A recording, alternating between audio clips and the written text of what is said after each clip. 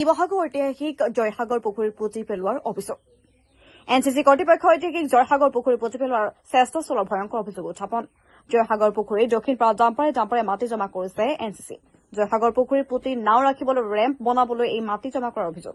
জাতীয় সংগ্ৰামী সেনা অসমৰ সদস্যই প্ৰত্যক্ষ কৰাৰ পিছতেই এই ভয়ংকৰ কাণ্ড উন্মোচিত হয় জাঙুৰ খাই উঠিছে সংগঠনটো স্বৰ্গদেউ ৰুদ্ৰসিংহৰ মাতৃ সতীক জয়মতীৰ স্মৃতিত বন্ধোৱা পুখুৰীটোত এনচিচিৰ এনে কাণ্ডৰ ফলতেই জাঙুৰ খাই উঠিছে জাতীয় সংগ্ৰামী সেনা অসম অতি শীঘ্ৰে ঐতিহাসিক জয়সাগৰ পুখুৰীৰ পাৰৰ পৰা মাটি উঠাই নিয়াৰ দাবী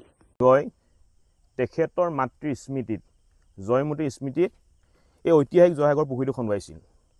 আৰু এই পুখুৰীটো হৈছে আমাৰ প্ৰতিজন অসমীয়াৰ স্বাভিমান অসমীয়াৰ আবেগ অসমীয়াৰ গৌৰৱ অসমীয়াৰ অহংকাৰ আৰু অসমীয়াৰ চিনাকি আৰু আজি আমি পিছবেলা প্ৰায় ৫টামান বজাত আমাৰ জাতীয় সংগ্ৰামী অসমৰ কেইজনমান সদস্যই জয়সাগৰ পুখুৰীৰ পাৰত আহি থকা অৱস্থাত ইয়াত প্ৰায় ৫০ গাড়ীমান মাটি দাম প্ৰায় পেলাই থকা দেখা পালে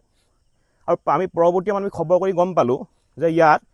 এটা চৰকাৰী বিভাগ এনচিচিয়ে জয়সাগৰ পুখুৰীৰ পাৰ এটা পাৰত তেওঁলোকে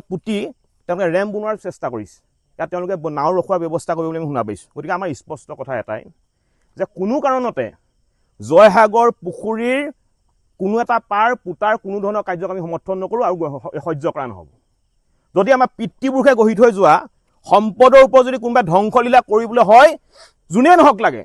সি এনচিচি হওক বা যোনেই নহওক লাগে তেনেকুৱা ব্যক্তি কিন্তু হাত আমি ভাঙি দিম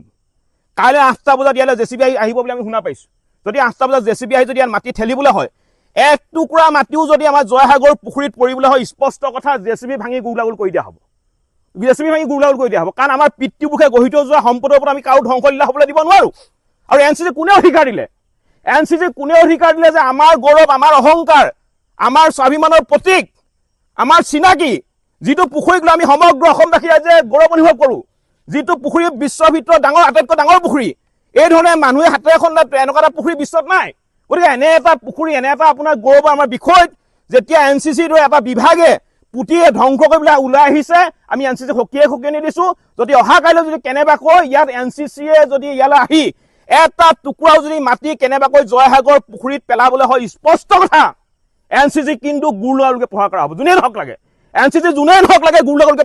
প্ৰহাৰ কৰা হ'ব কাৰণ আমাৰ পিতৃপুৰুষে গঢ়ি থোৱা সম্পদৰ ওপৰত আমি কোনো কাৰণতে ধ্বংসলীলা হ'বলৈ আমি দিব নোৱাৰোঁ স্পষ্ট কথা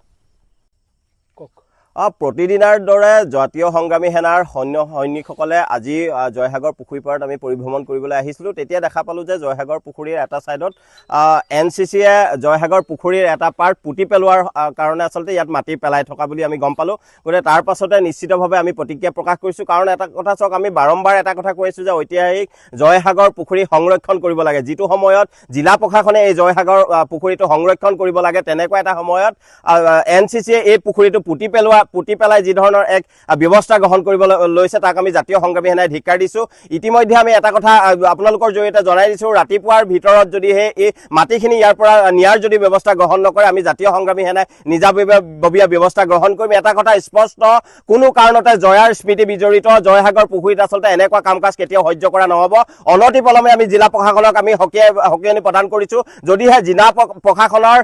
আচলতে মধ্যস্থতাকাৰীত যদি এনেকুৱা কাম কাজ হৈছে তেওঁলোকৰ যদি অনুমতি সাপেক্ষে যদি এনেকুৱা কাম কাজ হৈছে তেনেহ'লে আমি জিলা প্ৰশাসনক সকিয়নি প্ৰদান কৰিছোঁ এনেকুৱা কাৰ্য কেতিয়াও সহ্য কৰা নহ'ব জাতীয় সংগ্ৰামী সেনাই এনেকুৱা কাৰ্য কৰা প্ৰত্যেকটো শক্তিৰ ওপৰত আচলতে থিয় হৈ থাকিব যিকোনো পৰিৱেশ পৰিস্থিতিৰ মোকাবিলা কৰি এই অপশক্তিবোৰক নাইকিয়া কৰাৰ ব্যৱস্থা জাতীয় সংগ্ৰামী সেনাই কৰিব গতিকে অনতিপলমে জয়সাগৰ পুখুৰীৰ পাৰত যিসমূহ মাটি ইয়াত ৰখাৰ ব্যৱস্থা কৰিছে জয়সাগৰ পুখুৰী পুতি পেলোৱাৰ যি ধৰণৰ আছে